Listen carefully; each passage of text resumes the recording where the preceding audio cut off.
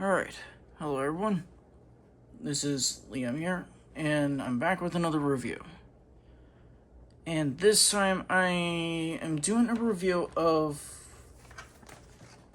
the high-grade the high-grade M1 Astray from Mobile Suit Gundam Seed.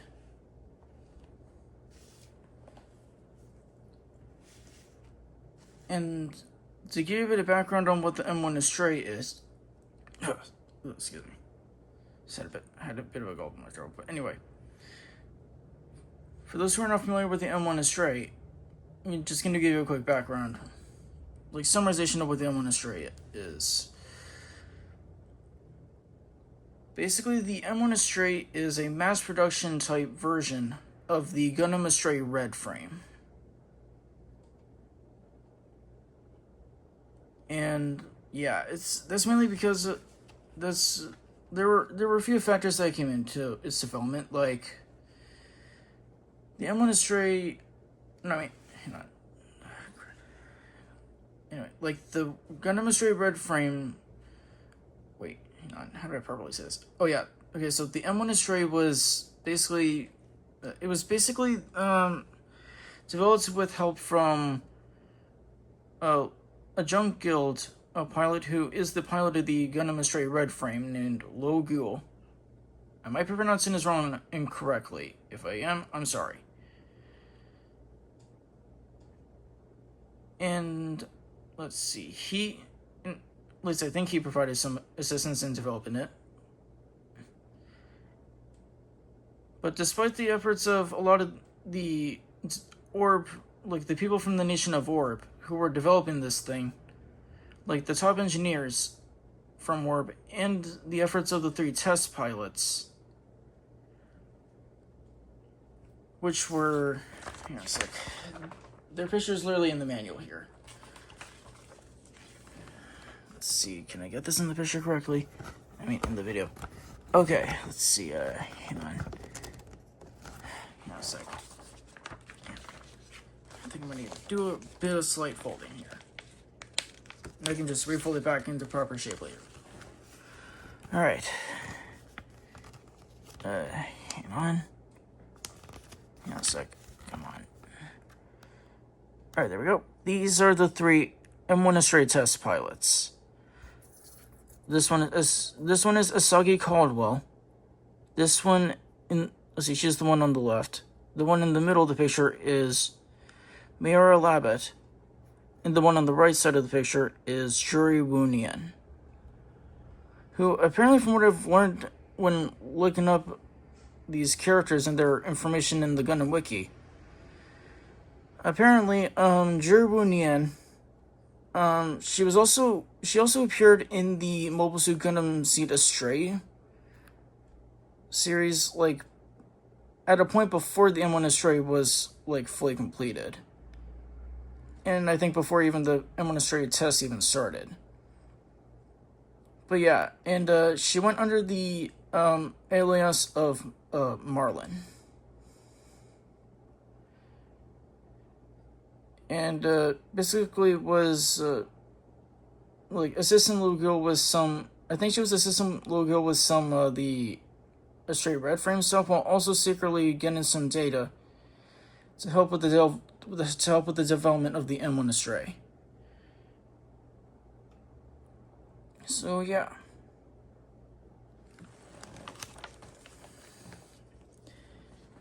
But sadly, by the end of and while the M1 Astray was definitely successful, and their combat records were actually pretty good throughout like a lot of Gundam Seed while they were in the show of the first Gundam Seed series, like their performances were really damn good. And it was even said that they could even put up a fight against even like Zhao's second generation mass-produced mobile suit, the Guays, and even the and even some of the Dagger units of the Earth Alliance forces. Despite that, though, sadly those 3 test pilots, those 3 girls were sadly killed in action close to the end of the show, which really left me in a mess of crying tears. I seen it, like, I basically couldn't hold back my tears any longer after I completed watching the final episode. Because I really couldn't stop thinking about them, and they were my favorite characters in Gundam Seed, and my favorite team in Gundam Seed. And what makes it worse is that they were so young when they were killed as well. Like, according to the Gundam Wiki, they were around 16 years old in the show. Which was still way too damn young to really be allowed to be killed or to be allowed to die or anything like that. Like, that's what made it even worse for me. Yeah, basically, I have a really big soft spot for a lot of the younger characters, and especially children. Like, it really pains my heart to see young children and stuff like that. Like, any, like, young characters who are not adults. Pretty much anytime they get killed, I just can't hold back my tears. Or, like, and I even sometimes get enraged as well. Like when in Code Geass, the Britannians were massacring every civilian in the Shinjuku ghetto or something in the first episode. And that's what made me drop watching the show right off the bat after finishing episode 1. But anyway, Code Geass is not the focus of this video. Right now the focus is on the M1 Astray. Sorry for sidetracking, or losing track of what the main focus is. But anyway. But yeah, anyway. It is really sad that they never made it through the end of the show.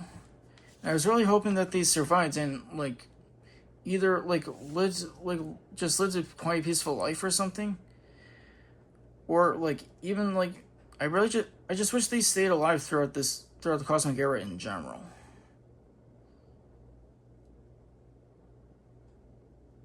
But anyway. Oh, in case you guys are wondering why this one is a metallic gold color on the white parts instead of just straight white like these other three, that's because I custom painted this. In case you guys didn't know why it was looking yellow. It's not yellow. It did not turn any golden yellow or anything yellow from intense exposure to the sun or anything. Like, that didn't happen to it. I just applied a shiny metallic gold color called I gotta find that Gundam marker. There it is. It's the same gold that I used for painting the torso and basically the front end of the shield and the bottom of the feet of my Robot Spirits Gundam Mark II version anime figure. It's let's see, this one right here. And this color, let's see, what does it say here? It says white gold. So yeah, it's a shiny metallic white gold Gundam marker that I used to basically paint my own custom colors onto this. And I decided not to paint the frame, the inner frame, because, well, I assembled it. I assembled all 4 of these over a year ago, and I started, like, custom painting stuff around, like, about a quarter of a year ago. So yeah, I could really only get the white details that are on the white armor parts in the white rim of the shield, and also the beam sabers. But anyway, now, and also, in case you're wondering, why do I have 4 of these? Well, to answer your question is because the one in the front middle, this gold one is, I don't know if I mentioned this already in here, but I painted it to be basically my own custom M1 Astray colored unit. Like as a what if headcanon if I was in the Gundam Seed series. Like if I was in the Cosmic Era. But anyway, and these other 3 I got, like, basically to put these, I got them to represent the 3 test pilots that were, like, the way I represented them is by putting the 3 test pilots' respective unit numbers on the M1 Astrays. Let's see. And, Okay, let's see. Asagi Caldwell is Unit 211. And Mayor Labbit was Unit 212. And finally, Juri Wunian was Unit 213. Those are the unit numbers of the 3 respective test pilots.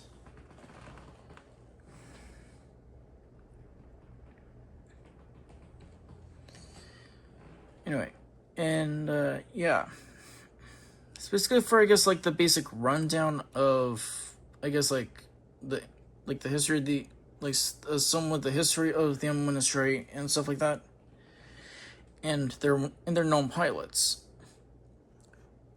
Well, specifically their test pilots. But anyway, let's see. Now let's move on to the accessories. All right, gonna move these 3 out of the way and just bring in my custom unit for this. All right, as for the accessories, so I've got to detach them all here. Let's see. You know, I'll just go through the accessories one by one as I detach them. Okay, so starting off with the beam sabers. The M1 Astray comes with 2 beam saber handles that basically plug into the pegs on the top of the backpack, right around here. Like right beside each wing here on the top.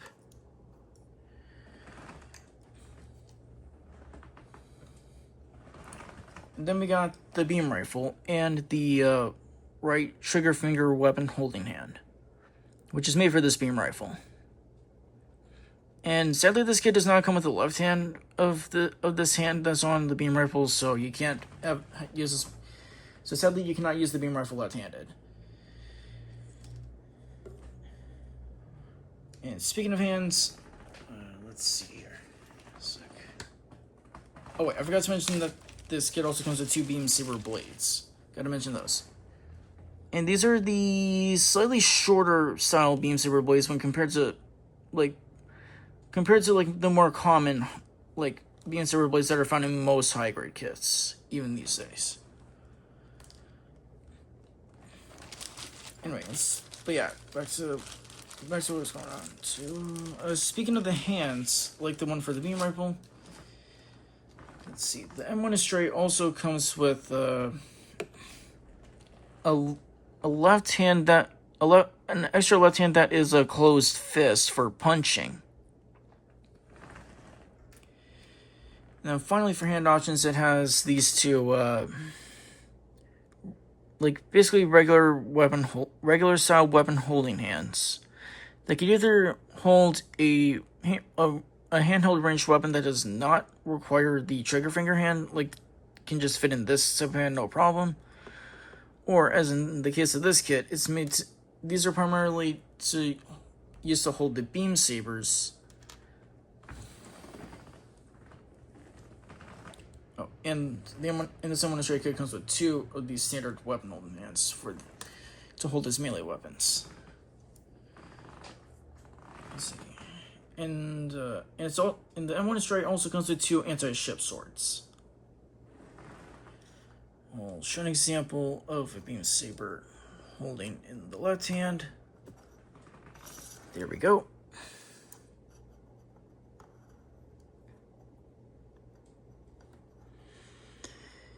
And I'll show the. Let's see. It also anyway. And as for the other melee weapon, this kit comes with 2 anti-ship swords. Now, I'm not entirely sure why the developers of this kit included these 2. They included 2 anti-ship swords, despite them wanting to try never using anti-ship swords in either Gundam Seed or the sequel Gundam Seed Destiny. And I actually don't remember if M1 Astray ever made an appearance in Gundam Seed Freedom. If it did, I do not remember at all if it used anti-ship swords in there either. Again, if the M1 Astray appeared in the Gundam Seed Freedom movie. Anyway, but yeah, basically these anti-ship swords, this is what the sword itself looks like. Well, I mean, like, just, I mean, like, I mean, they don't look gold, they don't have their blade color gold out of the box. The whole sword is just all white. Blade, handle, hilt, like, blade, handle, crossguard, everything. It's all just one single white piece. And the same applies, and the same thing goes to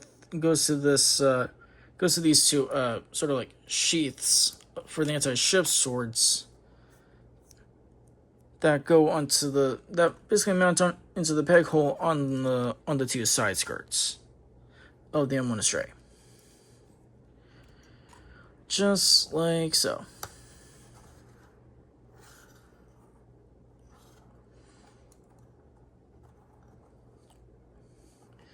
Let's see, now I just pull one of these out and put it into the hand. And yeah, this is what it looks like with an anti-ship sword in its hand.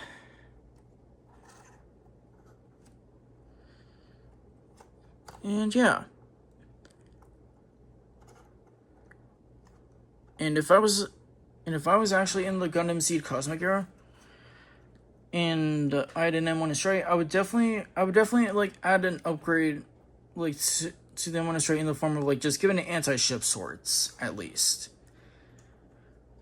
like to save the beam sabers for when I face against like enemy mobile suits with that have fascia armor, because fascia armor is, yeah, when fascia armor is turned on in a mobile suit, that mobile suit with the fascia armor on cannot be damaged by physical bullets or physical melee weapons. The physical bullet weapons like the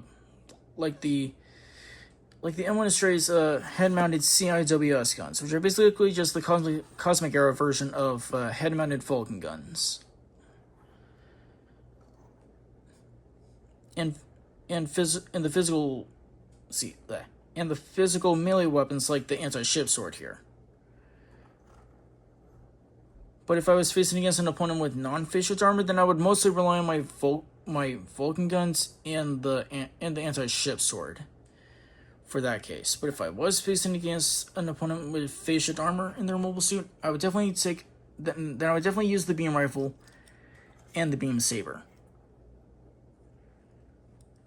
Oh, and I forgot to mention for the beam rifle, this kit also comes with this little mounting, like this little extra adapter that's made to like basically mount the M1 Astray's beam rifle and its shield onto one of these bottom articulated wings of the backpack. Let's see. I have never done it myself before yet, though, so I'll have to open up the manual and see how I need to put it in. Then just do it here. Let's see.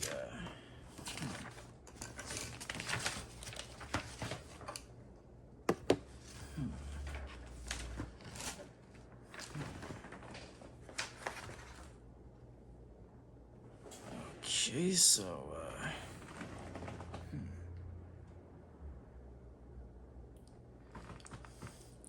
Okay, so the beam rifle goes into the adapter like, let's see, like the adapter, the sensor part of the adapter goes, it clamps and attaches onto the spot in between the handle and trigger finger on one side, and the extra handle, like the extra grip handle on the other side. Then for the shield, you basically need to detach the adapter that attaches the shield to the arm. Then attach the shield to one of the side pegs on the adapter. And then finally, to put this little thing onto the backpack, you just plug it into a peg hole on the side of the backpack here, like so. Like this. And yeah, this is what it looks like when the beam rifle and the shield are stored on the thing.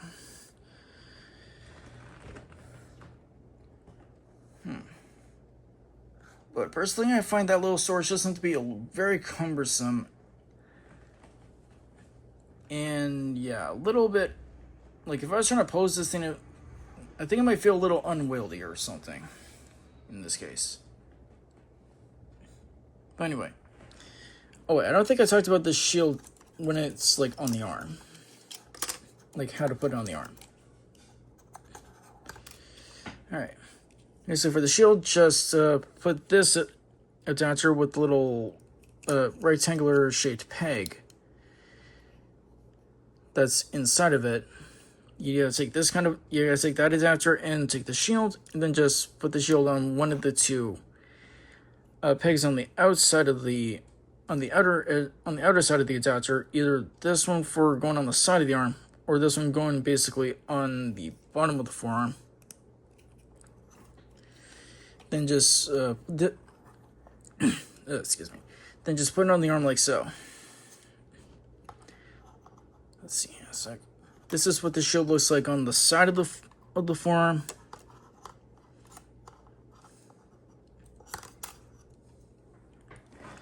Let's see a sec.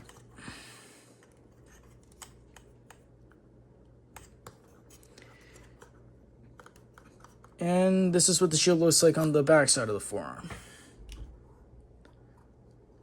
To make some different blocking poses like this. Or you can even do it like this. Or something. Oh, oops. Knocked the hand off. Oopsies. So let me... And personally, my preferred configuration on, like, positioning on, like, of a shield on a forearm is personally I prefer it on the side of the forearm. But that's just me. Anyway, see, I already covered the beam sabers, the beam rifle, the anti-ship swords, and the adapter for the shield and beam rifle to go on the backpack.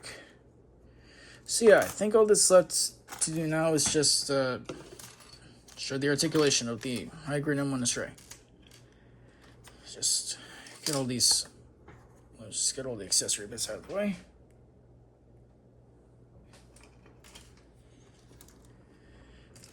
Alright. Oh, I forgot to show how the beam sabers go in. So the little pegs on the backpack. They just simply go in. Hang on. They just simply go in like this. But you gotta be careful though, because the pegs on the backpack are very thin and they could snap very easily if you're not careful. Like, if you apply too much force or, like, try to put it in, but you, like, position it incorrectly or something, and you don't, like, you don't take a step back to look at what you're doing, and you just keep trying to force it, you're gonna basically break the peg. But anyway, now for the articulation. And personally, despite being a kit from, let's see, what year was this kit released? Despite this kit being despite this model kit being released in 2012, and this is the time when the Gundam Seed Remastered show was airing or something, and Bandai decided to make these high-grade Gundam Seed Remastered kits, which is the line that this model kit is from.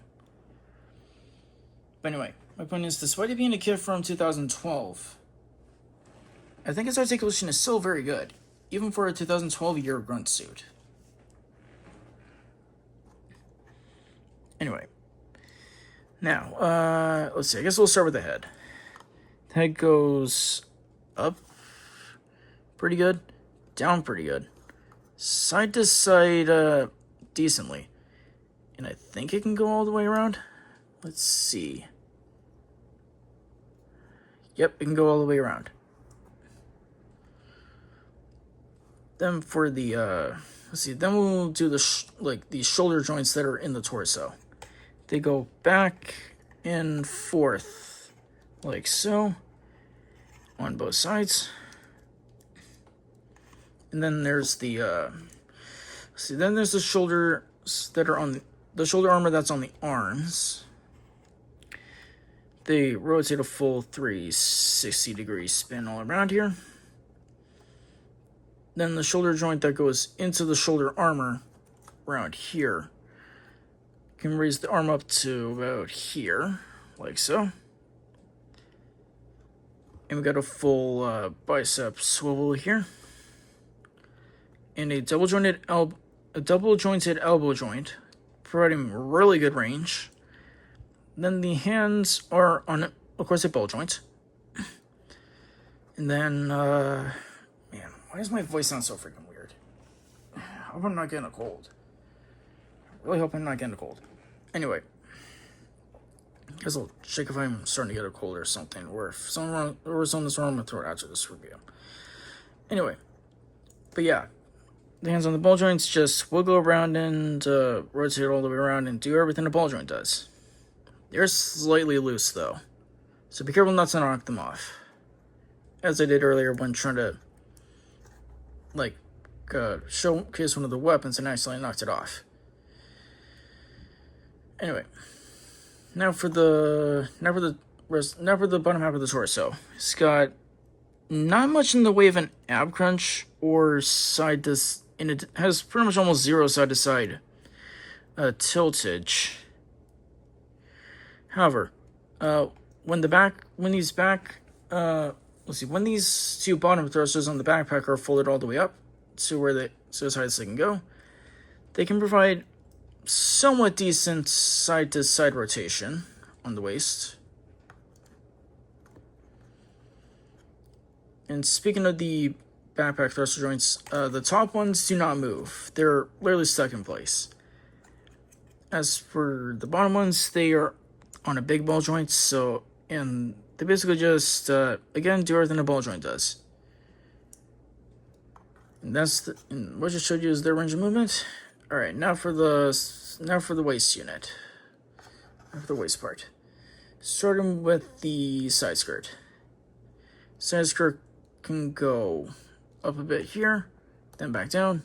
Can rotate a little bit, not much. And then there's, this little, this little pivoting joint in the waist here.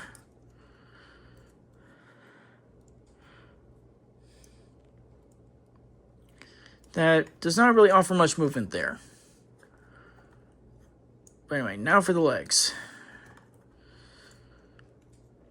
The legs can go up about that far, getting close enough to a good upward kick, I think.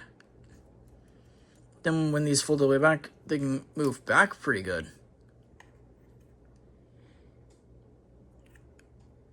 Due to no front skirt armor, they can kick forward really good.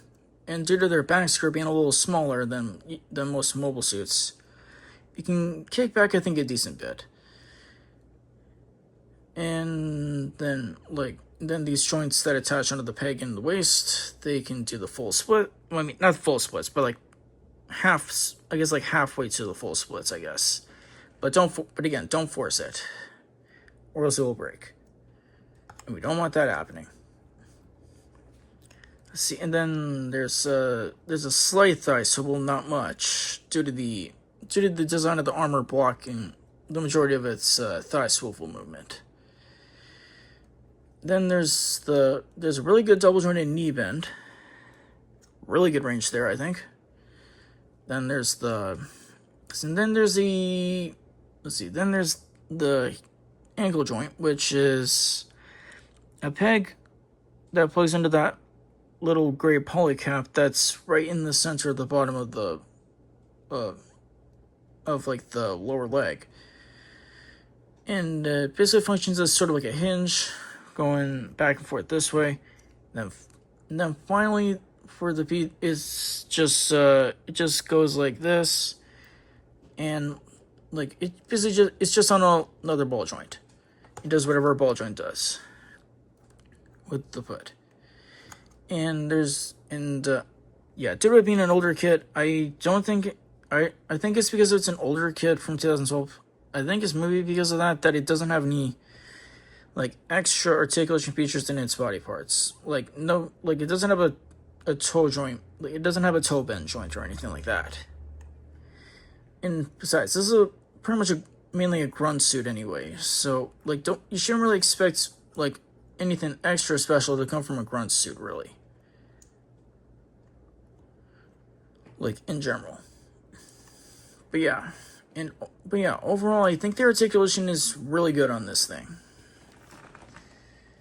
And again, that's despite being an older kid, literally over a decade ago at this point. This kid was released in the year 2012. And if you're looking to pick this up, I will warn you, despite being a non-premium Bandai kit and a very cheap kit to get in terms of price, it is a kit that is mostly very hard to find. I'm not gonna lie. I mean, I've been looking for at least to get at least an M1 Astray kit for, I don't know, like, probably a year or two before I could finally find one online from Panda Hobby available.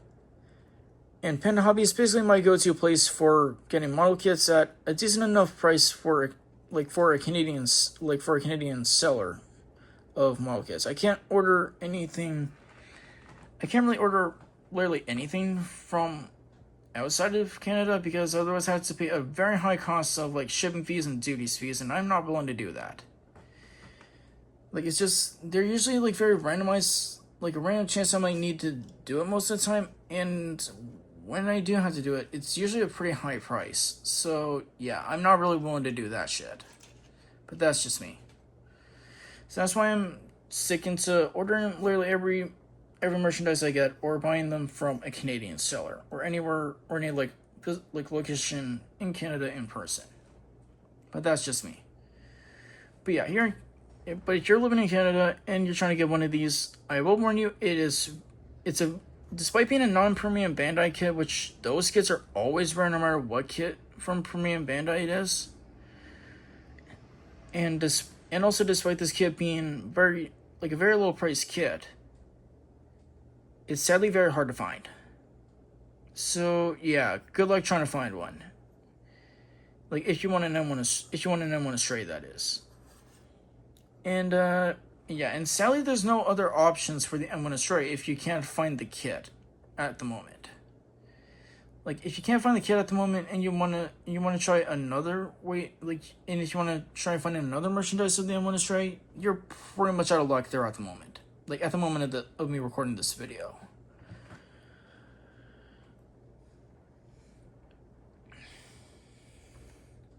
Because sadly, the high-grade M1 Astray model kit from the Gundam Seed remastered line is pretty much the only kit, it's pretty much the only merchandise of anything that's an M1 Astray that is available these days, but in very rare quantities so far.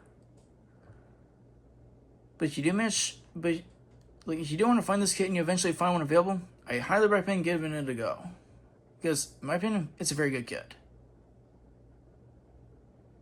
Anyway, yeah, I think that's about it for this review video. If you enjoyed the video, drop a like, and if you want to be notified about whenever I put up another video, you can click the subscribe button and set the notification bell to the setting of all. I think switching the bell part of the subscription from after you click the subscribe button and you click the bell section right beside it, after you subscribed, you could switch the bell from personalized to either none or all. And if you want to be notified whenever I release any of my future videos that I could post, you can just switch it to all or something like that. But anyway, yeah, if you like this video and want to be notified about when I release new videos, just click the like button and subscribe, and yeah, turn the notification bell on to all. And yeah, I think that's about it. Anyway, and that's all from me, and I'll see you all next time. See you later, guys. Bye-bye.